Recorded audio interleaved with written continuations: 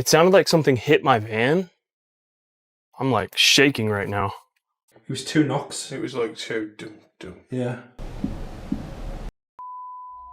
For most hikers, the woods offer freedom, endless trails, open skies, and quiet moments. But hidden in that silence are encounters that turn a simple walk into a desperate sprint for safety. Today on Creepy Trails, we reveal 6 hikers who faced something in the woods. And the terror didn't end when the cameras stopped. It was very distinctive. It was like doosh, doosh, doosh. We really don't know what they were. For our first case, we're stepping into the world of 2 well-known paranormal investigators, Griff and Stephen, better known as the Ouija brothers. For years, they've been traveling across the UK, venturing into some of the country's most haunted and abandoned places in search of whatever might be waiting in the dark. But inside one small, unremarkable house, they were about to encounter something that would test not just their bravery, but their understanding of what truly haunts a place. The investigation began before they even set foot inside. I mean, I like these flowers all the way up. And then we've got the lovely house. There's the house. We're not sure how long it's been abandoned for.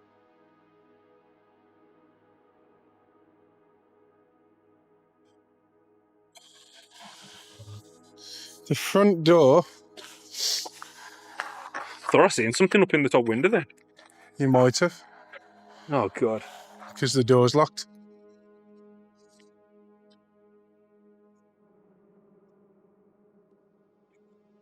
I honestly thought I seen something up in the window. Hello?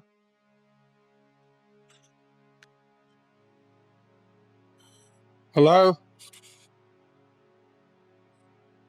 That window weren't out before, was it? No.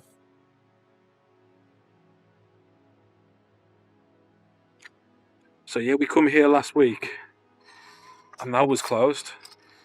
As they approached the small, weathered house, Stephen was struck by an unnerving feeling when they discovered the window was now open, a stark contrast to their visit just a week earlier when it had been securely shut.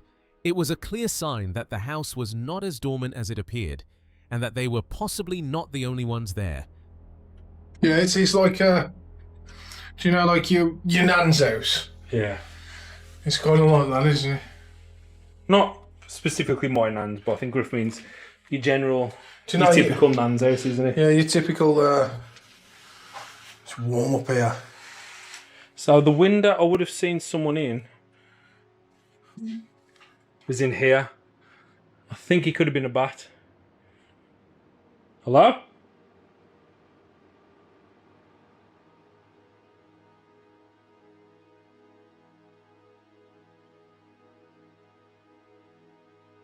Anyone in there? Nope.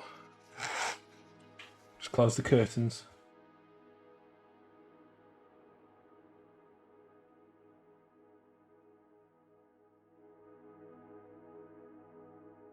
So as you've just seen, there's no one inside the house. Me and Griff are alone. It does feel like someone's just going to rock up any second though. Yeah. It does feel like someone is going to turn up. Hopefully that isn't the case. Once inside, they were met with a scene frozen in time, the interior reminiscent of an old grandparent's home. After a thorough search of the entire upper floor, they confirmed that the house was empty. Hoping to make contact, the investigators settled on the staircase and began their paranormal investigation. Kevin. Oh! Who's Kevin? What a noise. Who's Kevin? I don't know. He come up fast and then disappeared. Did it? Yeah. It's probably Kevin then, or... Kevin. Oh, you weren't, Jace? Kevin? Yeah, it was Kevin again. Okay. Right. Are we talking? Oh, we haven't even started. No. Oh my God. Hello there.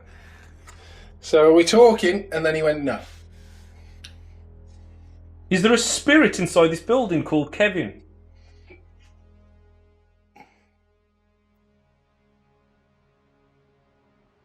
We've just turned it on.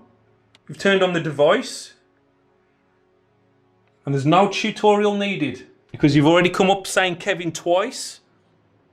And then you told me no. Almost immediately, their equipment flickered to life, spelling out a name, Kevin. The name appeared twice in quick succession before being followed by a blunt no. It was a strange and direct opening to the session, leaving Griff and Stephen to wonder if they had just been introduced to a resident spirit.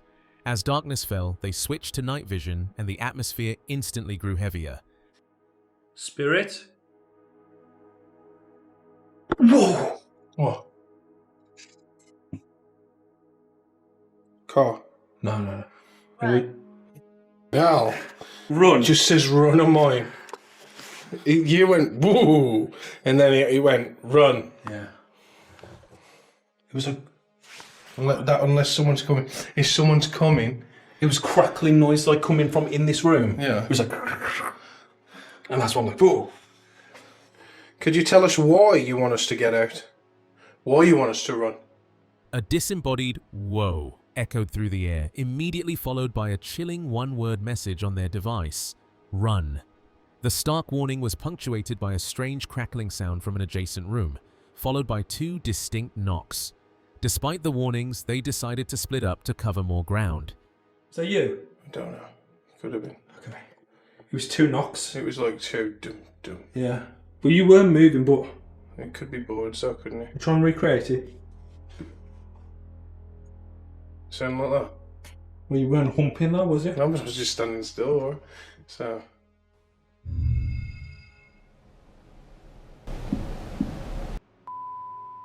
Downstairs in the kitchen, a low rumbling sound started, seemingly emanating from within the walls themselves, like a boiler struggling to ignite. Just sitting in the kitchen, it's got that... Is that you? Yeah. So it's got that 30 East Drive vibe. Kitchen. Smells like in here. You can just see into the front room. Now I'm comfortable here. Chase? Yeah? Is that a noise? What noise?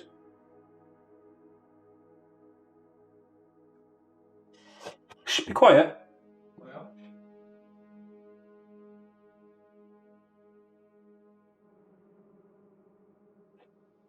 It's like rumbling. We can't hear anything down here.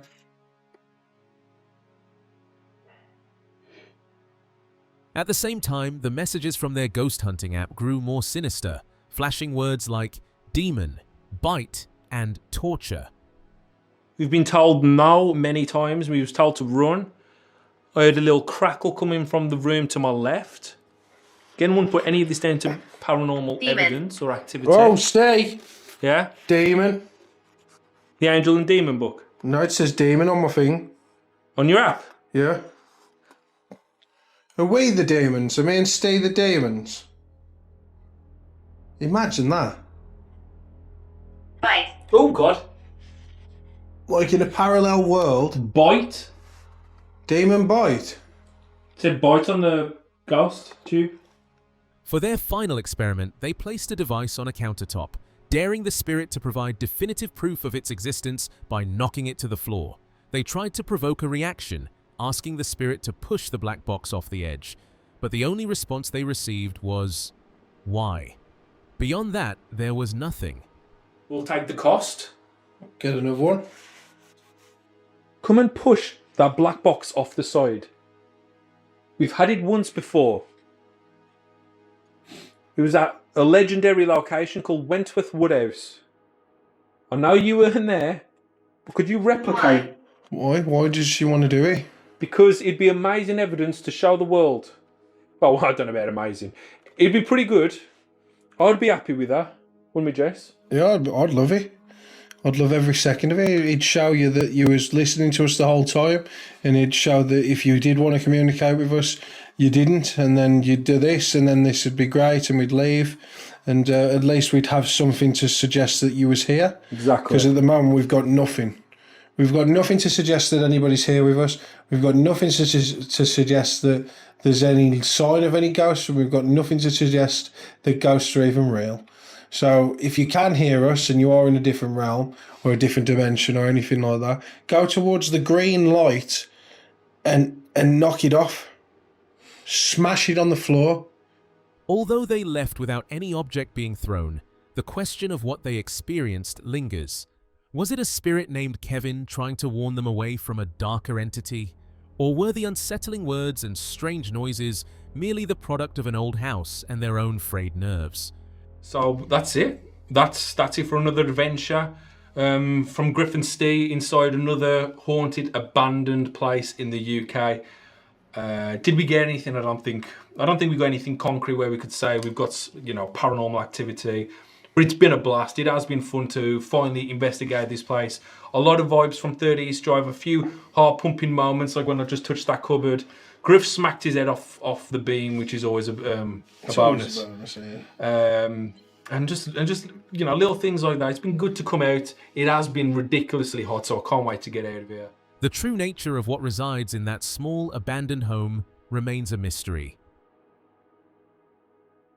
Meet the explorer behind the YouTube channel Grave Visitations. Through his videos, he ventures into abandoned and forgotten cemeteries around the world, documenting the stories left behind in decaying structures and silent landscapes.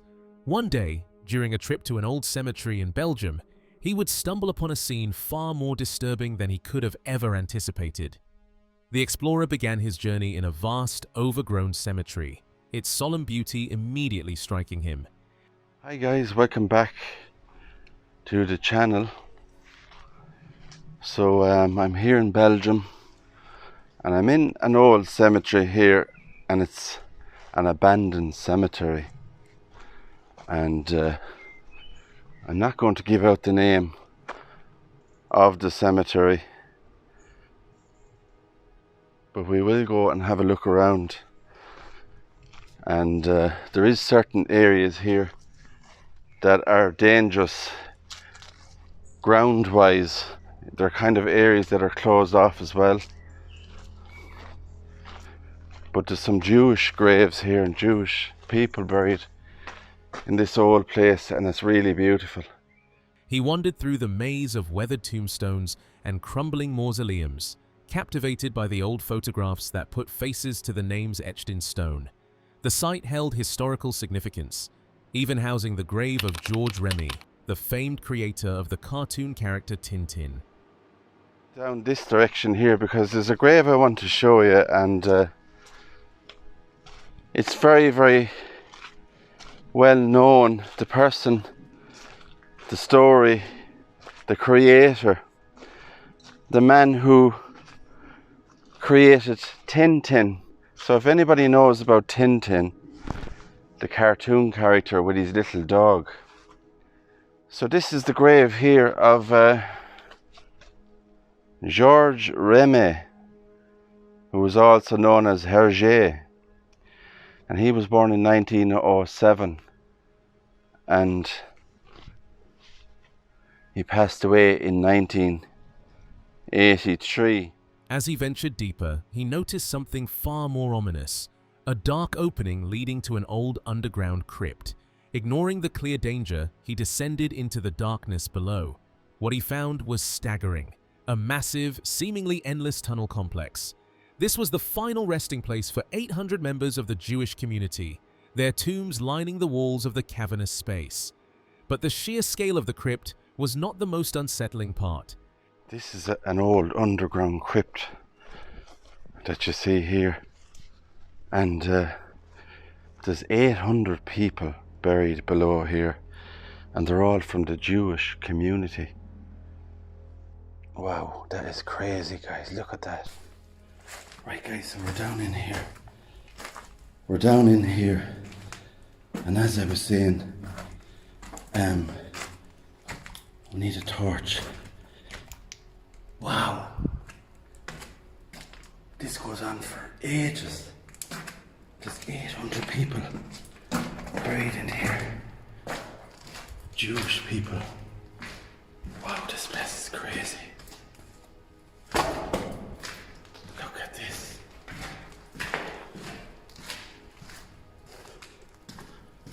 Wow. Look. So this goes all the way under the cemetery.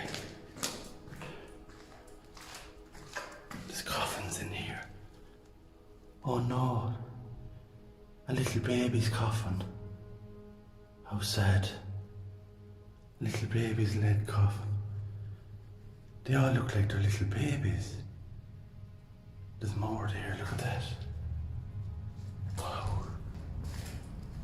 Look at this. There's more coffins in here.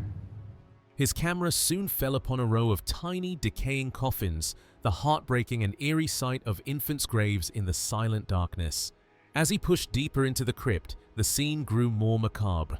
Many burial niches had collapsed, and coffins had fallen and broken open. The host of grave visitations documented the haunting sight of old photographs lying amongst the debris, scattered remnants of lives long past. This blows my mind, guys. This blows my mind. To see this. Oh, God, I nearly fell there. Wow, look at these photographs. People are all buried here. In the walls, look. The young guy. This is crazy.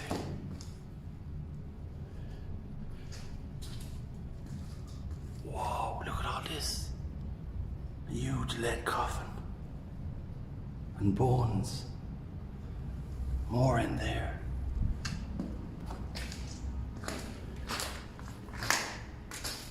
Wow, this is crazy.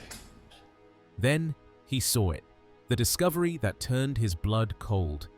Lying plainly on the dusty floor was a human hip bone, a stark and visceral reminder of the mortality surrounding him. And may they all rest in peace. Down here. Yikes, I don't believe it. A hip bone, look at that. Oh my God, this is crazy. Oh, it's creepy down here, guys. Oh, I need to get out. The sight of human remains was the final straw. A palpable sense of dread washed over him, and his only thought was to get out, the very real danger of his situation becoming terrifyingly apparent. He fled the oppressive darkness of the crypt, leaving the 800 souls to their disturbed rest. Right, guys, I'm going to wrap the video up there in this beautiful old cemetery in Belgium here. So if you like what you saw and the video, give it a big thumbs up.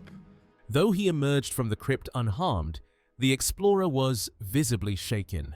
What began as a journey into history became a direct confrontation with death in its rawest form.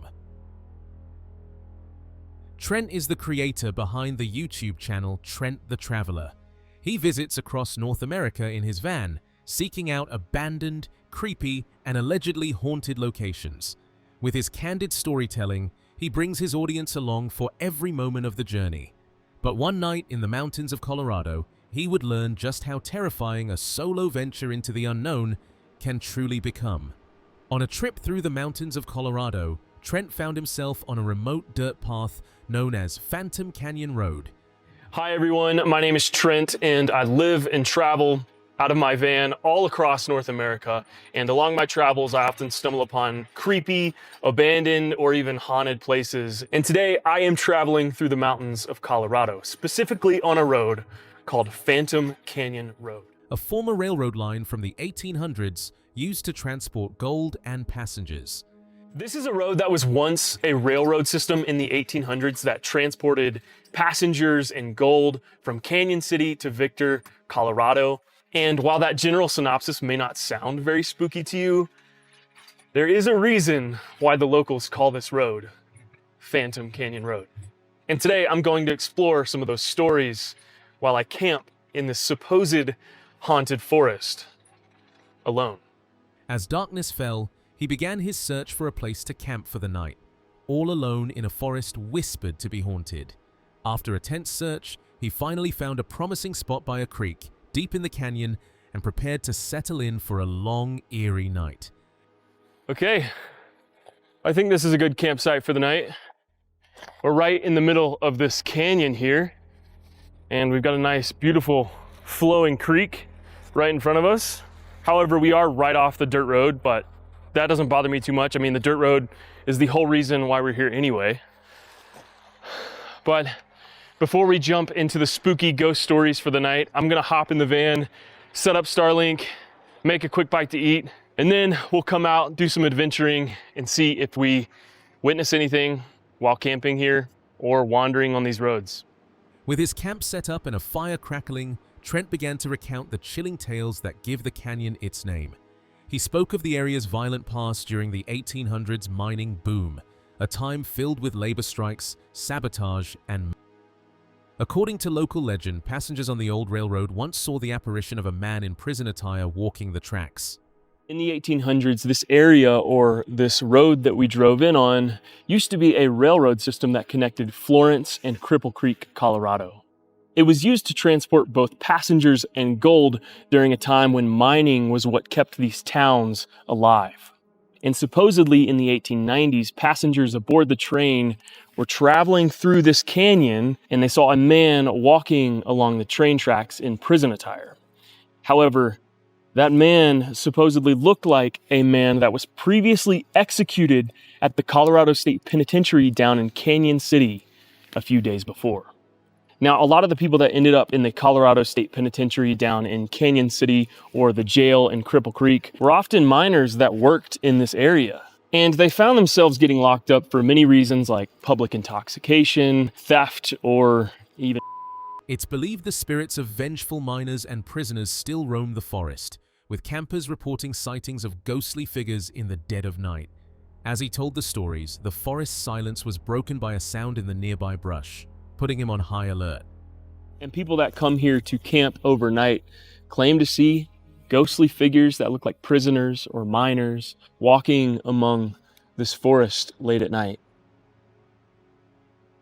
Which I just got chills saying that out loud all by myself here in this forest.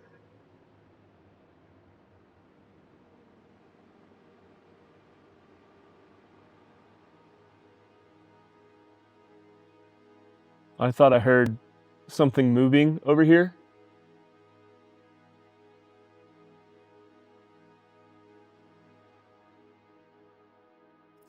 Freak. I'm on edge. Of course I am. I'm in a haunted forest, for crying out loud.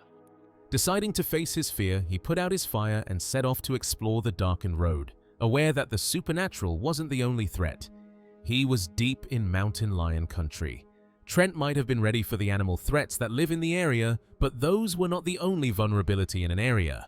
Pushing the terrifying thought aside, he continued his walk, only to stumble upon a massive, dark tunnel carved into the rock face, a relic of the old railroad.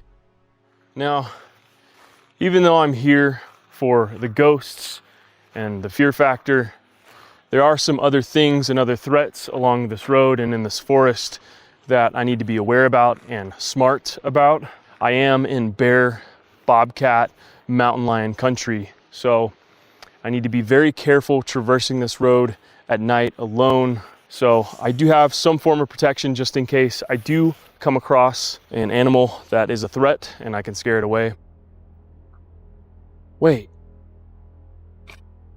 Oh, that's right. Oh.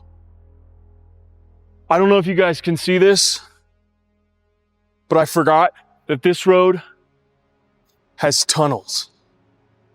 Stepping inside the tunnel, the temperature dropped, and the oppressive atmosphere was almost suffocating. He wondered if the very act of mining had unleashed something dark upon the land, something that lingered to this day. You know, something I've been asking myself when doing research about this place is, what is it about these old mining towns that makes them so haunted? Other than the fact that, you know, there were a lot of casualties because mining was a dangerous job. Something that I find interesting is that in the paranormal community, apparently quartzite, the mineral, holds a lot of paranormal energy, and buildings or towns or places that are built upon large quartzite nodes often experience more paranormal activity than usual. And I'm not quite sure the science behind that or why, but that is what, you know, the paranormal community believes. His thoughts were interrupted by a faint sound he couldn't quite place. What sounded like distant singing. Following the sound, he soon realized it was merely other people camping further down the road, briefly shattering the illusion of being completely alone. You know, I don't know if it's my mind playing tricks on me or not, but I definitely just heard singing. Like distant singing.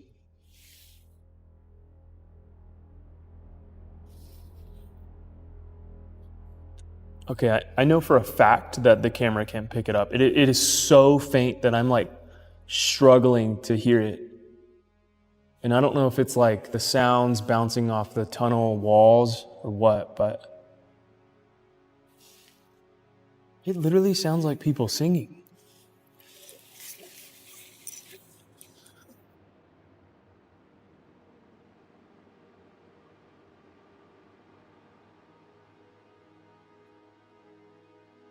Oh, it's just some other people camping. I mean, makes sense. After all, I am on public land, so there's bound to be other campers along this road. He returned to his van to settle in for the night, but just as he was relaxing, a loud thud struck the side of the vehicle, sending a jolt of panic through him. Grabbing a light, he cautiously stepped outside to investigate.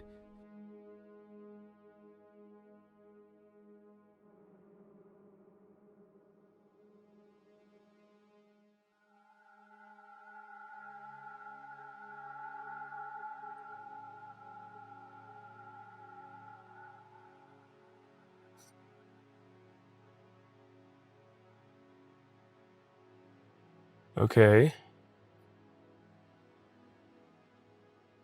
I hope the camera picked it up, but I just heard a thud outside. I just turned on my light outside my sliding door. I don't see anything out the windows.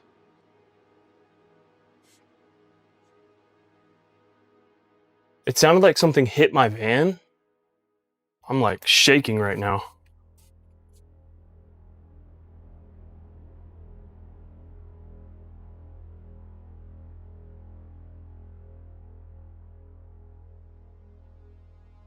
Hello? After a tense search around the van, he found the likely culprit. A shovel that had been leaning against his tire had slipped and fallen, perfectly mimicking the sound of something bumping into the van. Although he managed to debunk the strange noise, the feeling of unease lingered throughout the night. It had to have been the shovel. That's the only thing that I can think of, because if I remember correctly, the shovel was leaning up against the tire like this, and maybe me moving around in the van made it fall. Yeah, that's exactly the noise that it made.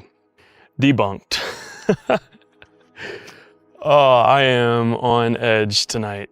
Was the thud really just a falling shovel, or was something else lurking in the darkness of Phantom Canyon? And what about the ghostly figures of miners and prisoners said to wander the woods? We may never know for sure. Ghost stories are one thing, but the very real dangers of the wilderness are another. Trent's sharp awareness and logical approach kept him safe from both perceived threats and actual wildlife. It just really goes to show how much of this fear is in your mind. Because in reality, I'm still in the same place. There's still mountain lions, there's still threats, but I'm just so much more confident about being out here exposed like this because it's daytime. Like I just heard something over that way, and at night I'd be freaking spooked. But it's daytime, and I got nothing to worry about, you know? While he may not have captured a ghost on camera, his experience serves as a chilling reminder that when you're alone in a haunted forest, your own mind can become the most terrifying thing of all. For this next case, we're diving into the work of an experienced adventurer named Matt, the creator behind the channel 539 Productions. Over the years, he's teamed up with some of the most seasoned explorers in the community, including Todd from the Holy Walkers and Rob and Joe from Urban Ghost Exploration. Together, they've pushed into countless abandoned places, often finding themselves in situations that go far beyond what most people would dare to face. But on this night, deep in the woods, they were about to discover a house guarded by something far more powerful than decay or danger. a natural defense they never saw coming. All right, everybody, thank you for joining us once again here at 539 Productions. Want to once again tell you about my friends. We got Todd here from the Holy Walkers. We got Rob and we got Joe from Urban Ghost Urban Exploration. And so now, once again, we're going to be heading out deep into the dark, scary woods, and we're going to be checking out some more abandoned properties and seeing what kind of crazy old antiques maybe, and who knows what's going to be hiding in there for us. Maybe we'll find some people, some wild animals. Let's see what happens, guys.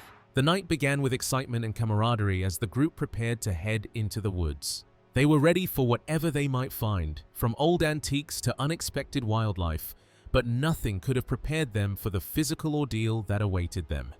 Oh, whoa. There's another one right up here. Yeah, this is like a maze to go through. Yeah. Some thorn bush that I'm stuck in. Check out this one first, bro. Seriously, because I'm stuck in the... Ow!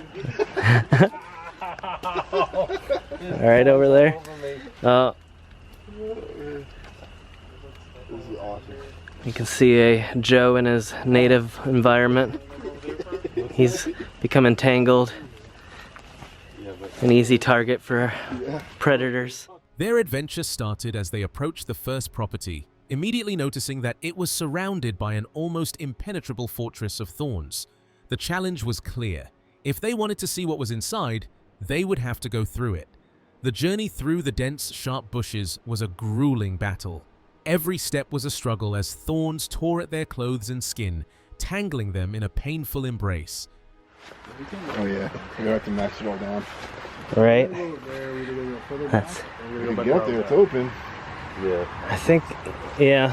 Which way do you want to... Apparently we just have to keep out of this one. So we're good here. I have a thorn bush between my legs. Can you go around that way or no?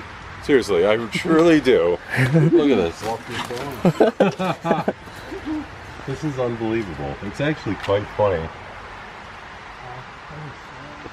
Just show you guys what kind of That door's locked, bro. I can tell situation we're in here. It's pretty much completely surrounded.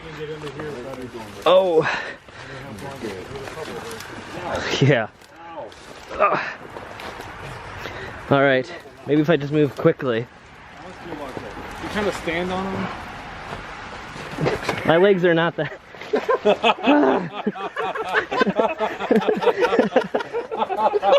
Holy crap, let me help you, buddy. Hold on.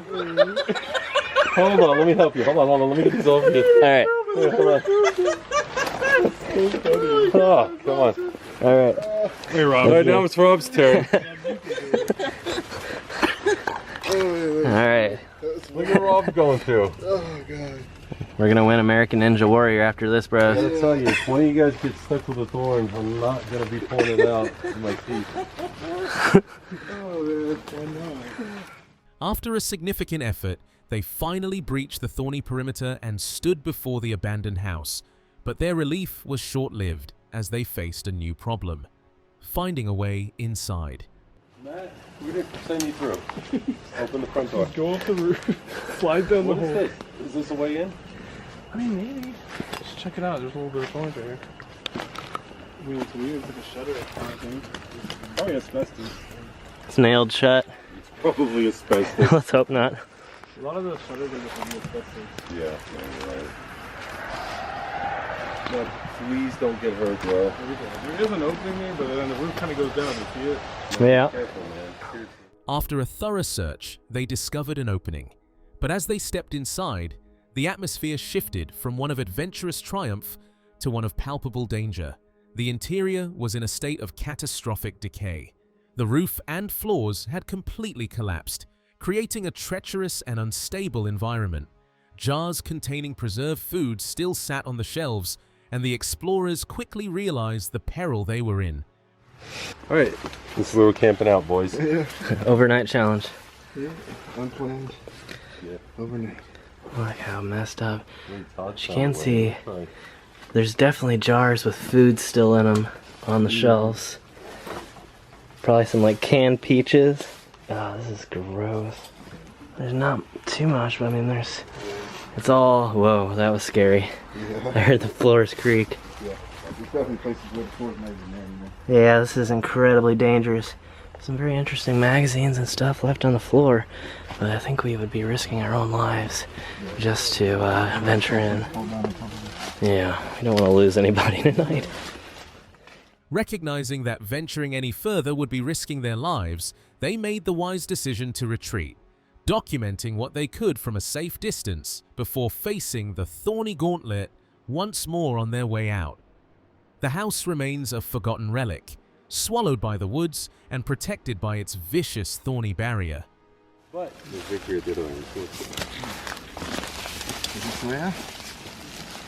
He's got a really nice workout. Yes, here. We got our cardio in.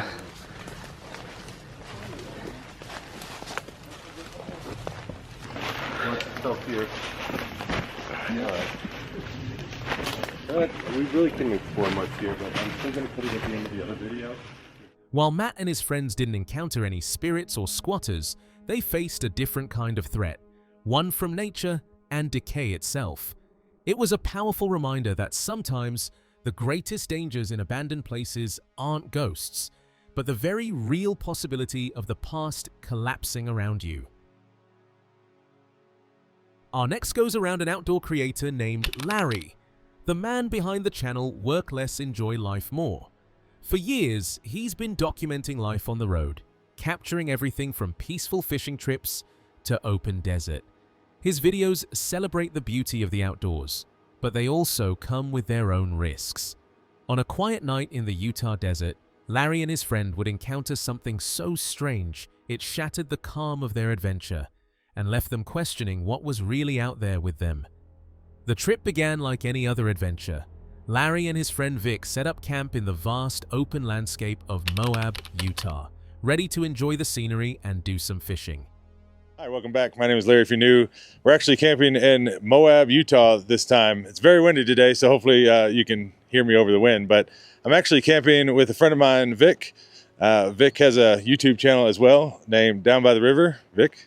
Hey, nice to see you guys. Yeah. So we're out here. We're getting ready to actually go fishing here. He's got a side-by-side, a really nice one at that. And so we're going to get ready. We found this really cool little pond up in the mountains. So we're going to head up that way. And we already kind of pre-scouted it out. And there's so many fish in there, I think it should be pretty easy to catch a fish this time. With a plan set and everything ready, they were off for a thrilling off-road ride up a mountain trail. They arrived at a beautiful, secluded pond.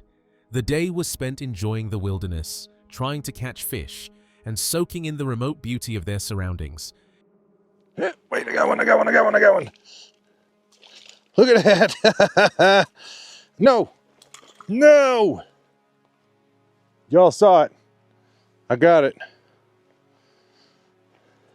Kind of wish I had a net now at this point, but beautiful lake. I probably saw 100 trout in there. It looked like a lot of them were bedded down. I'll use that as the excuse why I didn't catch anything this time. No, I did. I caught one thing. Completely unaware of the bizarre turn their night was about to take.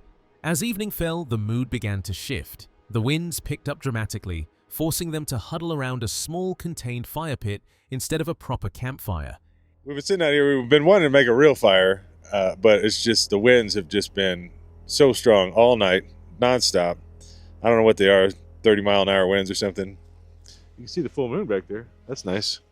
But yeah, we've just been sitting around a little ammo can fire pit tonight. It was then that Larry glanced at the sky and noticed something that wasn't a star. A single bright light appeared, followed by another, and then another, forming an eerie trio in the night. What started as a curiosity quickly morphed into a tense, hour-long ordeal. There they are, right above. Can you see those? There's one really bright one.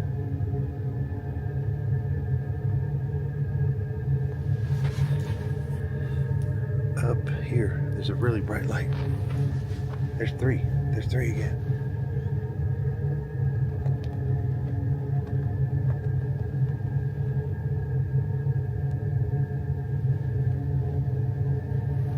One went away.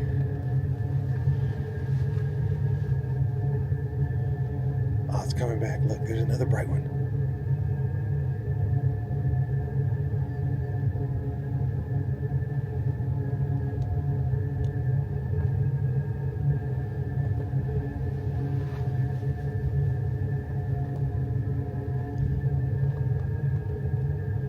Alright, there's two bright ones. Now they both went away.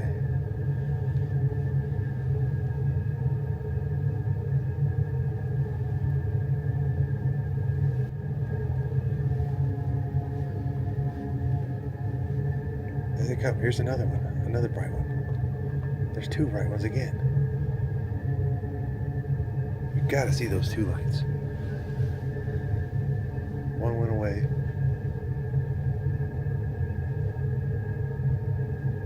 Now there's two again. The lights would hover silently, vanish, then reappear in different formations. They weren't airplanes, and they didn't move like satellites. They were something else entirely. All right. I know you guys have got to see some of those lights. We were standing out there about a half an hour ago, and there was three, just a blatant triangle, and there were the three brightest lights in the sky. And then they all just kind of like turned and disappeared. And then they just kept, whatever it was, like the three lights just kept turning and coming back, and they're just hovering in the same spot. Like I said, for about the last half an hour now, they're still going on out there. Yeah, I don't know. I don't know if that was, I mean, like, I don't want to say like alien spaceship or something, but like, they definitely didn't act like satellites. Definitely wasn't airplanes. I've never seen anything like that in my life. I don't know. I almost want to keep going back out there. I might have to switch out the battery and go back out there again and see if they're still doing it. But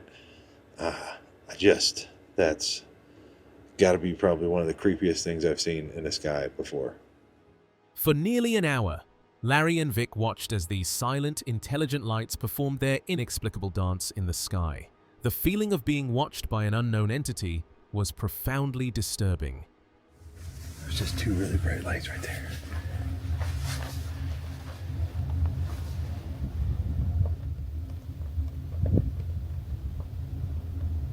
There's another bright one up high.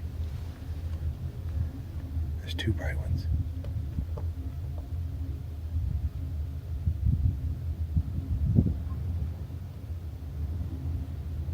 And it went away.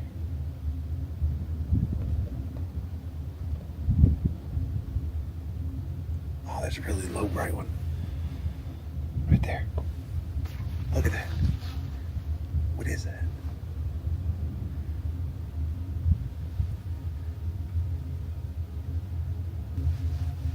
There's one. There's a really bright one right there. There's two really bright ones. There's one up higher.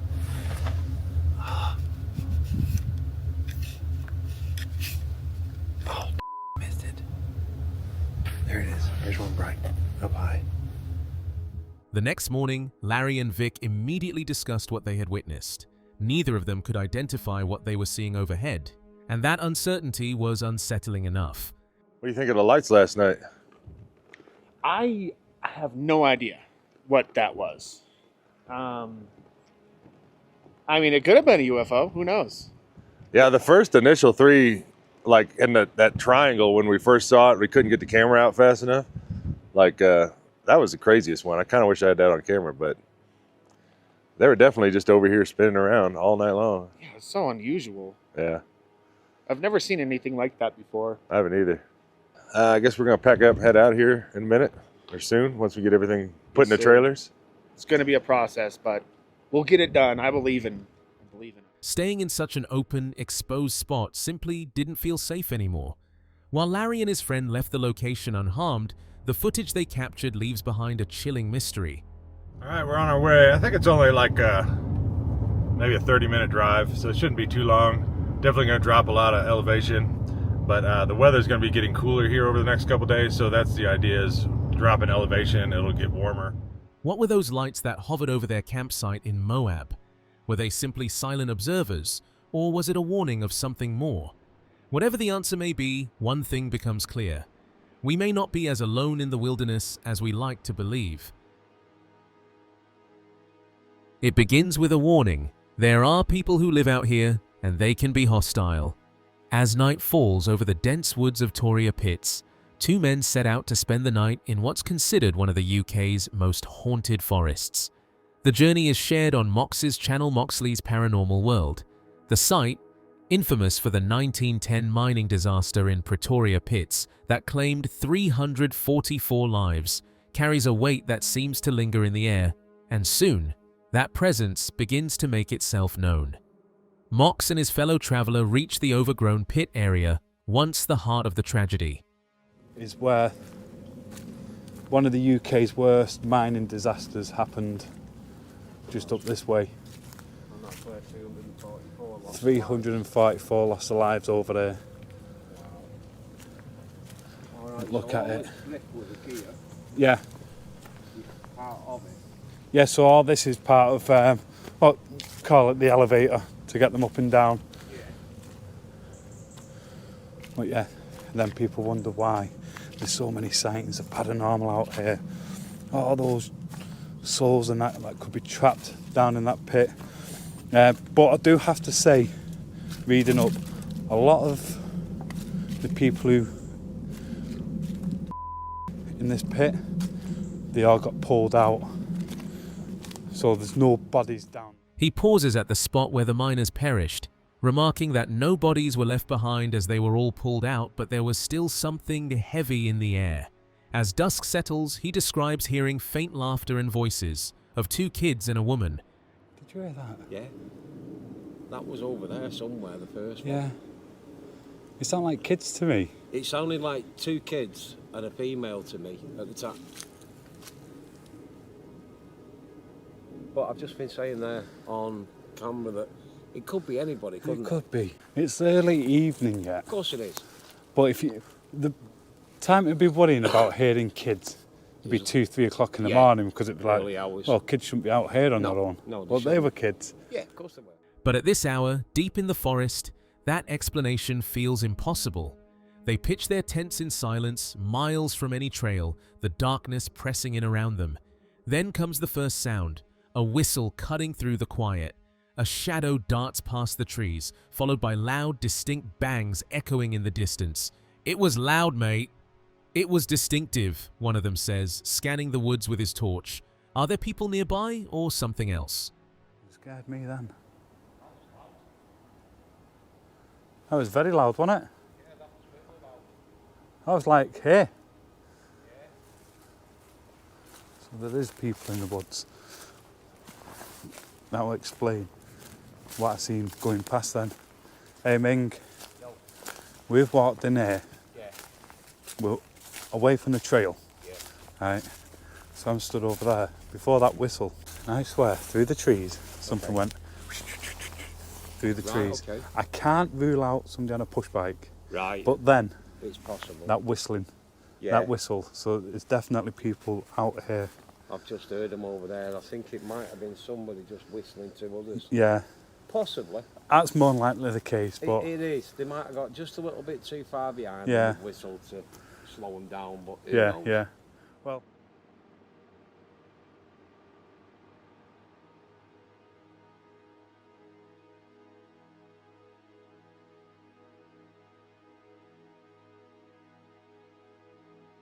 Each time they switch off their cameras, new noises erupt. Footsteps, voices, metallic thuds. When they turn them back on, the forest falls deathly silent again. As they drink their coffee by the tent, lights appear in the trees, two bright beams moving swiftly toward them. The men tense up. "We're being watched," he mutters. "There's definitely someone out there." Bangs coming from here. You heard it, didn't you? it was loud, mate. It was distinctive, I'll tell you that now. It was very distinctive. It was like doosh, doosh, doosh. We really don't know what they were. Where the pits are? Of course, that's where it is. The pits are over there. Of course, I never thought of Is that. it residual? Are we hearing residual noises? But the thing is, right, we'll sit down, we'll have a talk about it in a minute. Are you getting a feeling like we've been watched, like somebody's there watching us? Right. But again, it's one of the stories out here. Right. Right, let's go sit down, we'll talk about the stories, then you understand what I mean Right. about I'll feeling be watched. perfectly honest with you. But when they search the perimeter, no one is there. only the soft rain pattering through the canopy and that unshakable feeling of eyes on them. Out of curiosity or desperation, they switch on a Spirit Talker app, and the first word that comes through sends chills down their spines. Compassion. Then another phrase, "We're all around you." Just to see if anything comes through on it.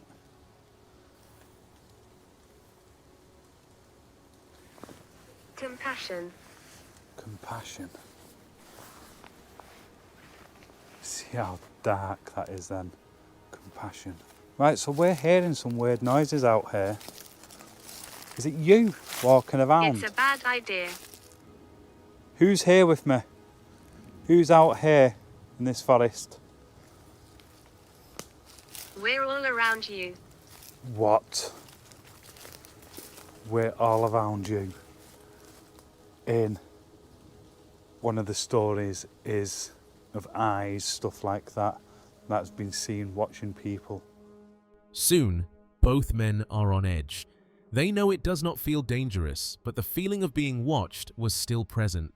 When the thunderstorm finally rolls in, they huddle under their tents, rain pounding the fabric, their torches flickering. Between the thunderclaps, the forest seems to breathe. Voices, maybe wind, maybe something else. Mox recounts the story of the Pretoria Pit disaster, the explosion that buried miners alive at dawn on December 21st, 1910. Miners once spoke of hearing cries, laughter, even the sound of horses underground. Now, decades later, the same echoes seem to seep through the soil, reaching those who dare to return. And then I could hear, it sounded like going through the forest. And I was like, could be animals, this, that and the other. And that's why I thought, you know what, let's go out. Yeah. Let's go do a bit of a ghost hunt, and a little bit of a walk, check the area out. And no sooner I got out the tent did I see the lights. Yeah, well, I know which now is making me believe, even though they've not really been hostile with us, they haven't. They've not approached but could they've approached the tent whilst we've been asleep? They could have done. Or trying to go to sleep, and that was the noises that we were hearing because we didn't have the lights on, so they couldn't locate where the tent was. As the night deepens, one thought lingers between them. Are they hearing echoes of the past, or are the lost still walking among the trees?